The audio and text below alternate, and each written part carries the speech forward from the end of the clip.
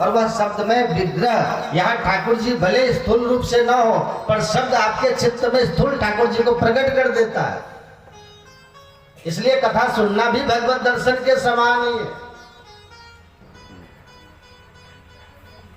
तो अगर आप नित्य ठाकुर जी को देखते हैं, ये बात मैं कहूं तो कथा सुनने को बीच में जोड़िएगा, नित्य ठाकुर जी को देखते हैं, नित्य भगवत संबंधी एक क्रिया आपके जीवन में नित्य यदि होती है तो ये बात सत्य है कि आप सत्य विदित हो जाओगे। आपको संसार का मिथ्या, संसार की जो झूठी बातें हैं वो कहीं ना कहीं पता लगने लग जाएगी।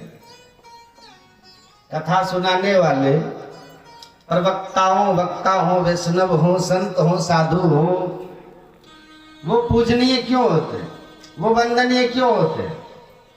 क्योंकि वो हमसे ज्यादा सत्य विदित है, हमसे ज्यादा सत्य जानते हैं संसार।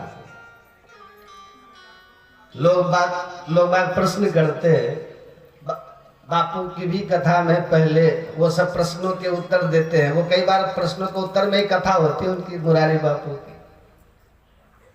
कभी आपने स्वयं से ये नहीं पूछा सारे प्रश्नों के उत्तर इनके पास क्यों है?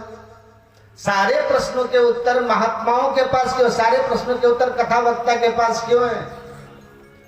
कई बार तो ऐसे प्रश्न भी आते हैं जिसका मैंने अपने जीवन में अनुभव ही नहीं किया। अब मैं अविवाहित हूं, मेरा विवाह नहीं हुआ, पर विवाह संबंधी प्रश्न करेंगे तो मैं उसको उत्तर भी दूंगा। मुझे कहां से पता उसको? मैंने अनुभव तो नहीं किया, वो मेरे अनुभव का विषय नहीं है। ऐसे ही कई सारे कथा वक्ता ऐसे हैं, कई सारे साधु महात्मा संत ऐसे हैं, उन्होंने उस स्थिति का अनुभव नहीं किया जिस स्थिति का प्रश्न उनसे किया गया, तो फिर उनको उत्तर कैसे पता? ये कथा ही है, ये सत्संग ही है, ये हरि दर्शन ही है जो उनको हर परिस्थिति से विदित करा देता है, सत्य का अनुभव करा देता है।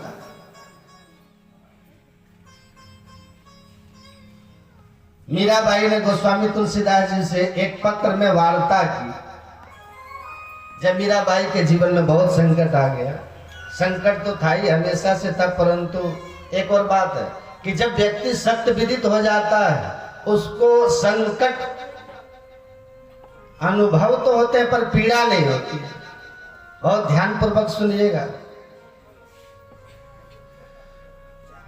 छोटे बच्चे को अगर आप डॉक्टर के पास लेके जाओ और उसको अगर वो कोई वैक्सीन लगनी हो, बच्चों को लगती है ना, कई बच्चे होते हैं वो उस सुई को देख करके घबराते हैं और